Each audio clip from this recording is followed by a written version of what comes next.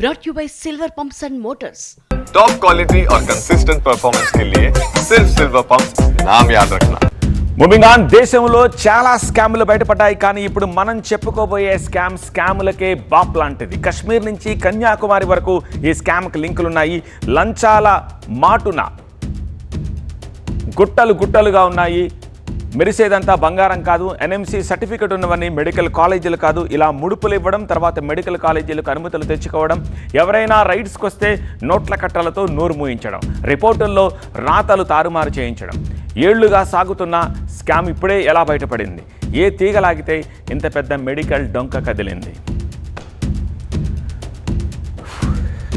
National medical కమిషన్లో బయటపడ్డ అతిపెద్ద కుంభకోణం ఇది. గతంలో ఈ స్థాయిలో తక్కర్మార్ పనులు జరగలేదు. మెడికల్ కాలేజీల్లో తనిఖీలకు వెళ్లే అధికారులు ముందే ఆయా కాలేజీలకు సమాచారాన్ని చేరవేసి డబ్బులు దండుకునేవారు. లక్షల రూపాయలని కాలేజ్ యాజమాన్యాల నుంచి వసూలు చేశాయి. ఇది కేవలం ఒక్క రాష్ట్రానికి సంబంధించిన స్కామ్ కాదు, total India wise medical college యాజమాన్యాలు ఎన్ఎంసీ సభ్యులకిచ్చే ముడుపులు కూడా హవాలా ద్వారా చెల్లించినట్టు బయటపడింది.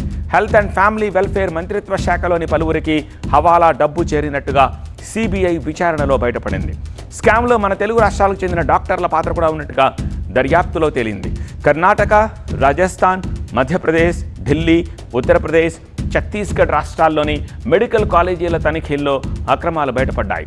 ఫాదర్ కొలంబో మెడికల్ హాస్పిటల్ పాత్ర కూడా ఉన్నట్టుగా తేలింది. వరంగల్కు చెందిన father Colombo medical college chairman Komireddy జోసెఫ్పై సిబిఐ కేసు నమోదు చేసింది. మెడికల్ కాలేజీలో తనిఖీలు చేసి డబ్బులు తీసుకున్నట్టుగా కొమిరెడ్డిపై ఆరోపణలున్నాయి. 2 దఫాలుగా మెడికల్ కాలేజీ మధ్యవర్తి నుంచి ఫాదర్ కొమిరెడ్డికి డబ్బులు వెళ్ళాయి. ఛత్తీస్గఢ్కు చెందిన శ్రీ రావత్పూర్ సర్కార్ మెడికల్ కాలేజ్ డాక్టర్లు మధ్యవర్తులుగా ఉన్నట్టు గుర్తించారు.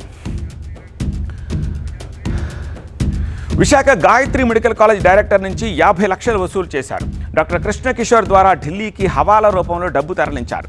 మెడికల్ కాలేజీలో క్లియరెన్స్ కోసం ఫాదర్ కొలంబో కాలేజీకి 2 విడతలుగా డబ్బులు వెళ్ళాయి.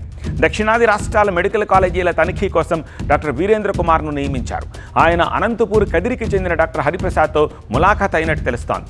హైదరాబాద్కు చెందిన డాక్టర్ అంకవ్ రాంబాబు, విశాఖపట్నానికి చెందిన డాక్టర్ కృష్ణ కిషోర్లను మధ్యవర్తులుగా సిబిఐ గుర్తించింది.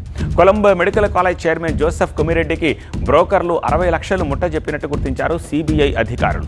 సిబిఐ మొత్తం 35 మంది వ్యక్తులపై ఎఫ్ఐఆర్ నమోదు చేసింది. వీరిలో మాజీ యూజీసీ చైర్మన్ డిపి సింగ్, రావత్పూర్ సర్కార్, ఇండోర్కు చెందిన index medical college chairman Suresh Singh Bhadoria, retired IFS అధికారి సంజయ్ శుక్లా ఉన్నారు. రాజస్థాన్, గుర్గావ్, ఇండోర్, వరంగల్, విశాఖపట్నం వరకు కుంభకోణం విస్తరించింది. అయితే ఇప్పటి వరకు శ్రీ రావత్పూర్ సర్కార్ institute of medical sciences and research director Atal Tiwari మాత్రమే అరెస్ట్ అయ్యారు. అసలు ఈ కేసు రాయ్పూర్లోని ఎస్ఆర్ఐ, ఎంఎస్ఆర్ కాలేజీల తనిఖీల కోసం లంచం తీసుకున్న కేసుతోటి స్టార్ట్ అయ్యింది. ఇందులో 3 డాక్టర్లతో సహా 6గురిని అరెస్ట్ చేశారు. రైడ్ జరిగినప్పుడు రిపోర్ట్ అనుకూలంగా ఉండేందుకు 55 లక్షల రూపాయలు లంచం ముట్టజెప్పారు. ఇందులో రావత్పూర్ సర్కార్ రవిశంకర్ మహారాజుగా పిలువబడే స్వయం ప్రకటిత గురువు పేరు ప్రముఖంగా వినిపిస్తోంది. రాజకీయ నాయకులు, మంత్రులు, ఐఏఎస్, ఐపీఎస్ అధికారులతో అతనికి సన్నిహిత సంబంధాలున్నట్టు సోషల్ మీడియాలో వైరల్ అవుతోంది.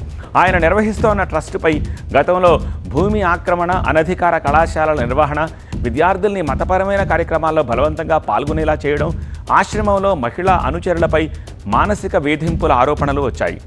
మానవ హక్కుల కమిషన్ ఈ ఆరోపణలను పరిశీలించినప్పటికీ ఇప్పటివరకు కేసులు న్యాయస్థానానికి చేరలేదు. కుంభకోణం 40కి పైగా వైద్య కళాశాలలు, లంచాలు, నకిలీ రికార్డులు, తప్పుడు తనిఖీల ద్వారా బయటపడింది.